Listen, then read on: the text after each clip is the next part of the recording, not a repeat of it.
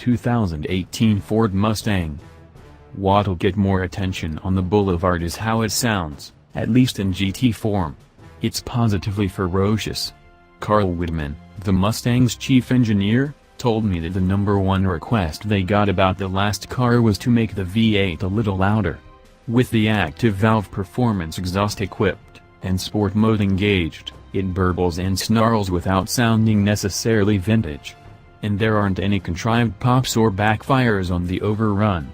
No one with a soulful bone in their body will fail to watch the GT rip by. Inside, a few of the test cars, both GTs and EcoBoosts, had the new 12-inch, fully digital gauge cluster. It looks phenomenal, offering up different layouts with each mode. You can also override the layout presets and choose your own. Ford did a great job keeping things simple and legible in normal mode with a classic dual-gauge layout, and increasing the simplicity and legibility as the modes ratchet up in intensity. Track mode gives you just the essentials, a big, bar-style tach, an offset speedometer, and tiny bars for fuel level and coolant temp. It's lovely. And it works great.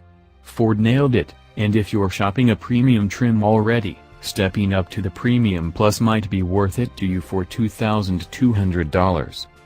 The biggest change for 18, arguably, is underneath the center console. The new 10-speed automatic, called the 10R and co-developed with GM, is available on both engines.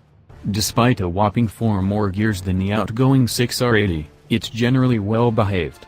Whitman told me the goal was to get the calibration down so that the transmission could drop 3 or 4 gears without freaking out. And indeed, a 3-gear downshift, the largest I saw in normal testing, didn't feel much different than a 2-gear downshift in a 6-speed auto. There's a pause, and then it's done. It's quick enough to satisfy, especially in sport and track modes. Popping the gear selector lever in S and shifting yourself doesn't seem to affect shift speed, and it's also satisfying.